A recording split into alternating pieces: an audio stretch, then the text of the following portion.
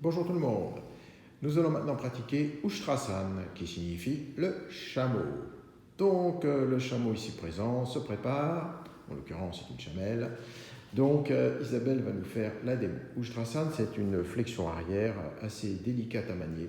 C'est une posture déjà un peu avancée parce que le bassin n'est pas arrivé au sol. Donc il faut déjà avoir une certaine conscience de la façon dont il bouge. De façon à pouvoir faire cette posture correctement, on va d'abord se livrer à une sorte de petit échauffement qui est une danse en fait que vous avez peut-être déjà vue, qu'on appelle le limbo je crois, et dans laquelle il faut passer sous une barre horizontale en descendant de plus en plus, etc. Je vous laisse googliser pour trouver.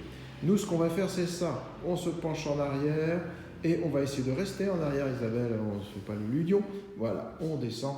Et là, vous voyez, carrément, ça va taper en main. Ce sont les cuisses, c'est un bon échauffement, on rentre son coccyx.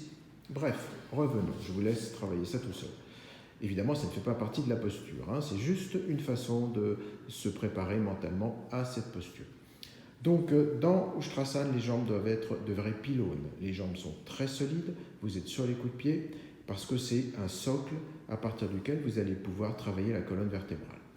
On va placer les pouces de sorte que vous puissiez rentrer le coccyx et apprécier le fait que vos fesses sont détendues. Hein, donc les pouces sont sur le muscle fessier, en gros, jonction tiers supérieur, deux tiers inférieur. À partir de là, vous allez commencer à vous pencher vers l'arrière. Les cuisses doivent rester le plus verticales possible. Bien sûr, si vous penchez un peu au début, vous pourrez rattraper en poussant le bassin en avant. Le coccyx est rentré, le ventre est détendu et vous gardez le menton vers l'avant. Isabelle, tu peux revenir une seconde, parce qu'elle nous fait la version déjà aboutie de quelqu'un de très entraîné, mais sinon, il vaut bien mieux garder le menton contre le sternum pour éviter de coincer la nuque. Donc on part en arrière et on regarde en avant.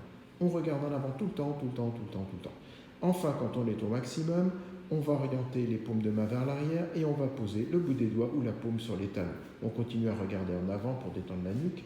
Puis, vous allez... Alors, je vous montre tout de même comment on pose les mains. Hein, c'est les doigts vers l'arrière et les épaules tournent vers l'arrière.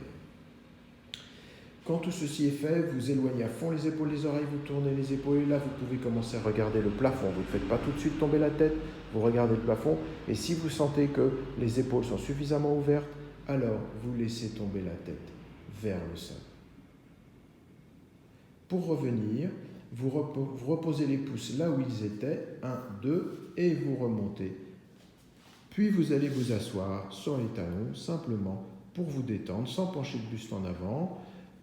Simplement, vous décreusez le bas du dos, vous restez calme et tranquille, les mains sur les cuisses, ça va vous aider à vous relâcher. Bien, alors à partir de là, il y a plusieurs variantes. Bien sûr, tout le monde ne peut pas forcément descendre les cuisses à la verticale et les mains sur les talons. Alors on a un plan B, comme brique. Donc, on va placer les briques sur les côtés des chevilles, les pouces.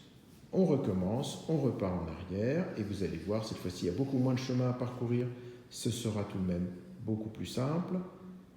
On s'oriente et on va poser les paumes sur les briques. Voilà, vous pouvez avoir les doigts qui fassent le tour de la brique, ça allège la pression sur les poignets.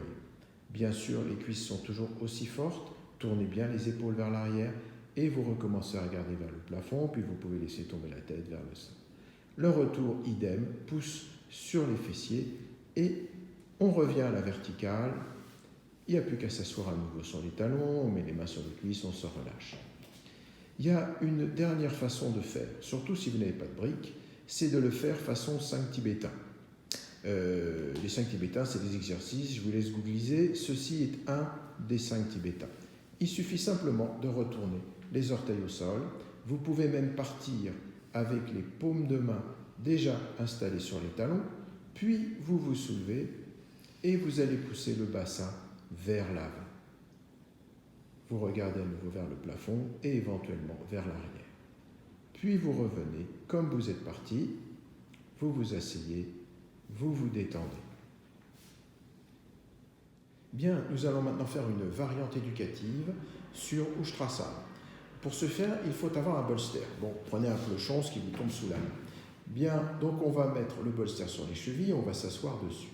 On est évidemment face au mur. Pourquoi ? Parce qu'on va plaquer les cuisses et le bassin au mur. Ainsi, nous serons sûrs que l'ensemble sera vertical.